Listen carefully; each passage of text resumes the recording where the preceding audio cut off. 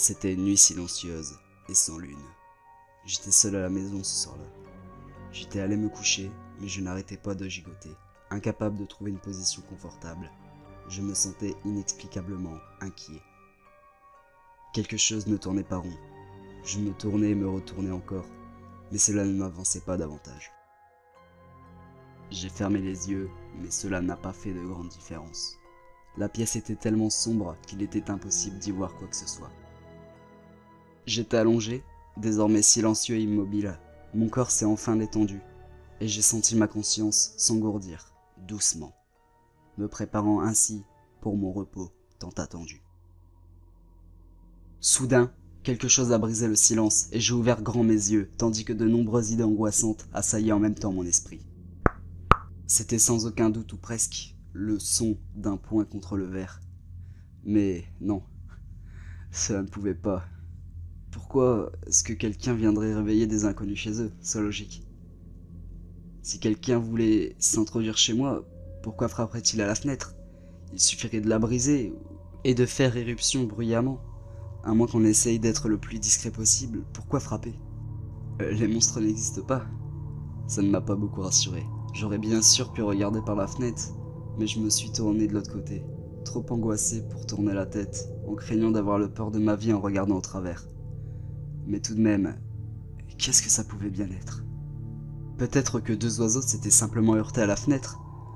Non, c'était trop invraisemblable. Peut-être des gamins qui se promenaient et frappaient aux fenêtres pour s'amuser. C'était déjà plus réaliste. Je me suis de nouveau dit que c'était peut-être mon imagination. J'avais peut-être entendu un craquement ordinaire dans la maison et mon imagination l'avait transformé en quelque chose d'autre. Non, ce n'était définitivement pas mon imagination. Ces satanés enfants n'arrêtent pas de faire des bêtises. Ils continueraient tant qu'ils n'auraient pas provoqué de réaction. Mais peut-être une créature horrible m'attendait dans la rue pour m'attaquer au moment où je sortirais. Non, ne sois pas aussi paranoïaque. Et puis, ils étaient dehors, alors que j'étais à l'intérieur. Je n'avais pas entendu le verre se fissurer, donc je savais que j'étais en sécurité. Les monstres n'existent pas. En plus, ça ne faisait pas longtemps que j'avais déménagé ici. Peut-être que les enfants penseraient que je dormais et me laisseraient tranquille.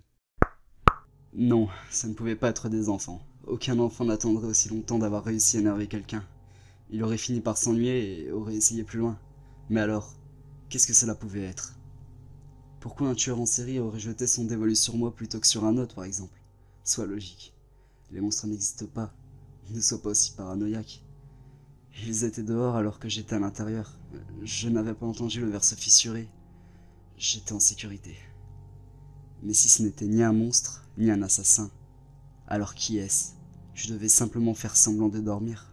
Peut-être partirait-il. Bonté divine. Impossible de ne pas penser à ce frottement. Que je haïssais ce brin incessant. Pitié. Il fallait qu'il parte. Qu'il me laisse tranquille. Peu importe qui c'était, il allait finir par rentrer et me faire des choses affreuses.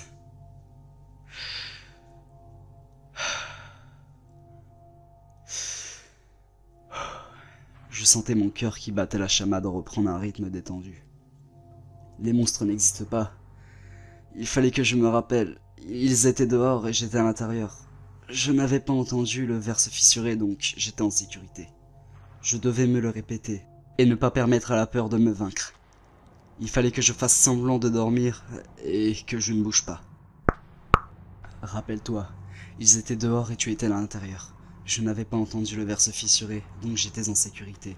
Les monstres n'existent pas, fais semblant de dormir, et prie pour que ça s'arrête. Rappelle-toi, ils étaient dehors et tu étais à l'intérieur. Je n'avais pas entendu le verre se fissurer, donc j'étais en sécurité. Les larmes commençaient à couler. Le monstre n'existe pas. Les monstres n'existent pas. J'ai commencé à chuter pour moi-même. Ils sont dehors, je suis à l'intérieur. Je n'ai pas entendu le verre se fissurer, donc je suis en sécurité. Ils sont dehors, je suis à l'intérieur. Je n'ai pas entendu le verre se fissurer, donc je suis en sécurité. Je ne pouvais plus le supporter. J'allais devenir fou à force d'entendre ce bruit. Au final, si je regardais qui c'était, ça me calmerait. J'ai inspiré profondément. Je me suis encore répété. Ils sont dehors, je suis à l'intérieur. Je n'ai pas entendu le verre se fissurer, donc je suis en sécurité. Ils sont dehors, je suis à l'intérieur. Je n'ai pas entendu le verre se fissurer, donc je suis en sécurité. J'ai encore aspiré quelques fois. Mon cœur battait tellement tellement fort qu'il semblait prêt à s'échapper de ma poitrine. J'ai lentement tourné la tête vers la fenêtre. Mon cœur s'est figé. J'étais trop effrayé pour crier ou remuer. En tournant la tête, j'ai vu un visage pâle, avec des yeux semblables à des perles noires qui semblaient me fixer jusqu'au tréfonds de mon âme. Un sourire affreux traversait son visage. Pendant tout ce temps, ça avait frappé à la fenêtre, depuis l'intérieur de ma chambre.